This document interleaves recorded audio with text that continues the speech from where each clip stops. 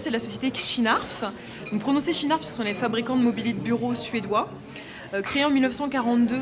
On va avoir différents modèles qui, de base, auront tous chez Schinarps au minimum donc, le réglage en hauteur, bien sûr, le réglage en profondeur des assises.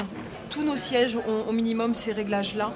Les réglages lombaires avec une spécificité pour celui-ci, le choix de pouvoir passer sur un point de départ au niveau de la tension de basculement et choisir aussi effectivement la hauteur du dossier.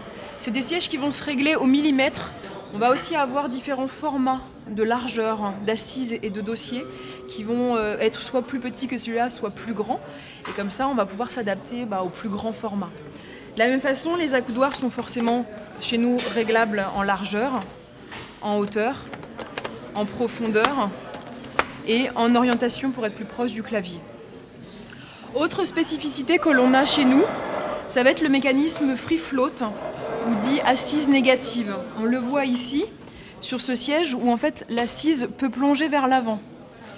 L'intérêt c'est que quand on va être à son poste de travail, on va pouvoir aller chercher un élément loin de son bureau tout en étant accompagné dans son mouvement.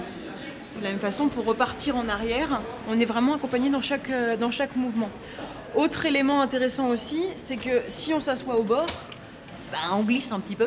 Donc l'idée c'est de forcer aussi un peu les gens à s'asseoir au fond du siège.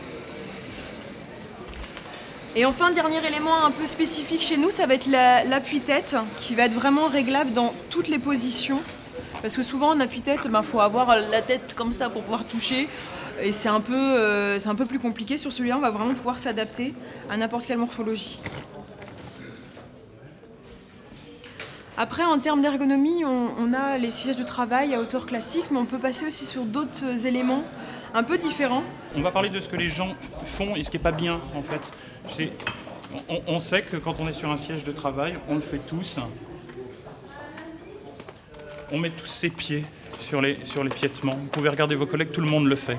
Tous les ergonomes vous diront c'est pas bon, faut pas le faire. Pourquoi? Parce qu'en fait, sur l'arrière de la jambe et ici, vous avez un point de pression. Donc ça, vraiment, il faut éviter de le faire. Tout le monde le dit.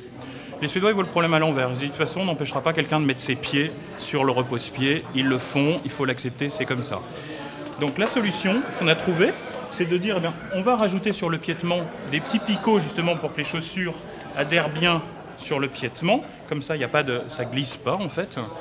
Et on rajoute même un petit renfort ici pour vraiment aller chercher plus loin et puis se coincer le pied. Et pour l'histoire de la pression, en fait, sur toutes nos assises, sur toutes les assises qui s'enlèvent facilement, le tissu ne s'arrête pas net avec une coupure. Vous avez vraiment le tissu qui part très très loin sous l'assise. Vous avez sur nos assises 3 densités de mousse, une mousse plus ferme au milieu bien évidemment, un peu moins ferme sur les côtés et très souple sur l'intérieur, ce qui fait que quand on est assis sur le siège et que les jambes viennent s'appuyer contre, il n'y a pas de pression. Conclusion, vous n'aurez pas de pression ici puisque les mousses sont vraiment très, très souples. Merci.